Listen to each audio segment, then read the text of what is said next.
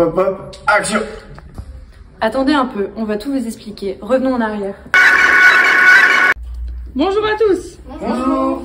Aujourd'hui, l'atelier de chimie est la création d'un savon, aussi appelé la saponification. Que faut-il faire pour faire un savon? Oui, Tom? De la soude et de l'éthanol. Exactement. Louise? Il faut aussi de l'huile. Très bien. Alors c'est parti, on va d'abord ajouter l'huile et la soude. Lilou, Jeanne, il faut faire quoi? C'est bon, laissez-nous nous concentrer. Qu'est-ce qui se passe là-bas? Et il nous dérange. Rien, madame, tout le temps. Vous pouvez mettre le bécher sur l'agitateur magnétique après.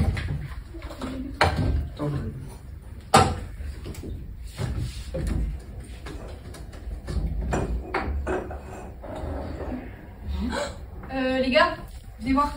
Il y a un problème, je crois. Mais vous avez fait quoi? On a mis du glycérol. Vous êtes vraiment déboulés, c'est pas ça qu'il faut mettre. Il fallait mettre quoi aussi? C'était de l'huile, juste là. En plus, on l'a dit. C'était ça, c'est pour ça. Ouais, mais alors pourquoi le truc il vole? Bah. Ça se trouve, ça va exploser. On a mis que du glycérol là. Hein. Ouais, vite. Nous allons tenter d'expliquer cette bizarrerie de la Providence, comme le disait Voltaire dans Zadig. J'ai une idée, ça peut être lié à la vitesse du turbulent. C'est quoi le turbulent? Bah Inès, c'est un barreau aimanté avec un pôle nord et un pôle sud. Évidemment. Nous avons voulu mesurer la hauteur du barreau aimanté en fonction de la fréquence de rotation. Donc on part de la plus basse fréquence jusqu'à la plus haute fréquence.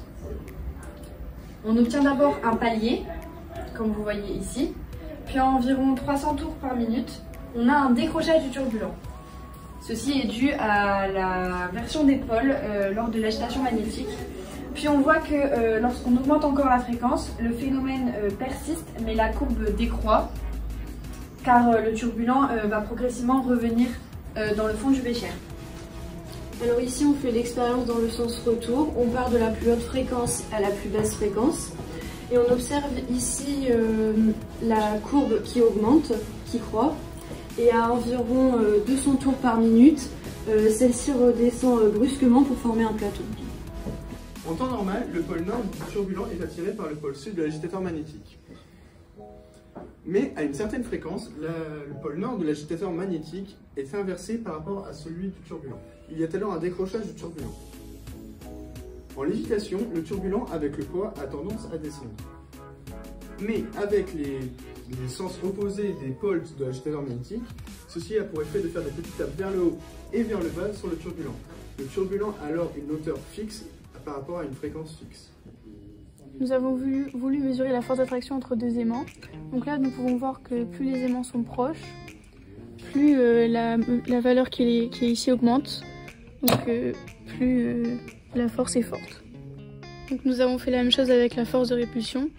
Donc là, nous voyons que plus les aimants sont proches, plus la force de répulsion augmente, car plus la masse est forte. Et si on essaye dans un liquide? Dans de l'eau? Ouais, peut-être. Allez. Vas-y. Je pense que ça va marcher. Si ça marche pas, c'est pas un vortex. Ouais, c'est bizarre.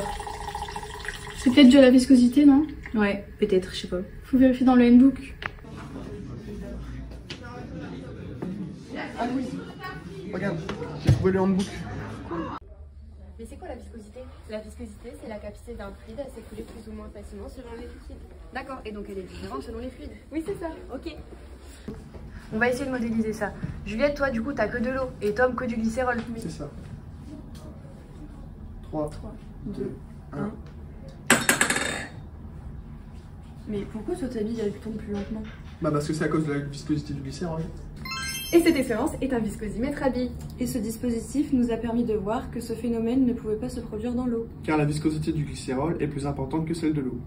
Nous avons voulu reproduire expérimentalement l'influence de la viscosité du glycérol dans de l'eau, en créant un dispositif à voile. Le frottement de la voile dans l'air a le même effet que la viscosité du glycérol sur le turbulent et ralentit le barreau. Ah, c'est là. Ah bah là, voilà la valeur de la viscosité du glycérol. C'est celle qu'on a trouvée à Ifremer d'ailleurs. Oui, ça ressemble. Après plusieurs tentatives, nous avons réussi à reproduire ce phénomène dans l'huile de ricin et dans le savon noir. Mais à quoi ça peut servir au juste? Ça pourrait servir pour un couplage magnétique entre deux arbres. À débrayer si le couple est trop élevé. Voilà. Ah, mais c'est nous la team. Et oui, nous avons aussi gagné un 3e prix aux Olympiades de Physique France. C'était une expérience incroyable de partager notre projet au grand public. Merci.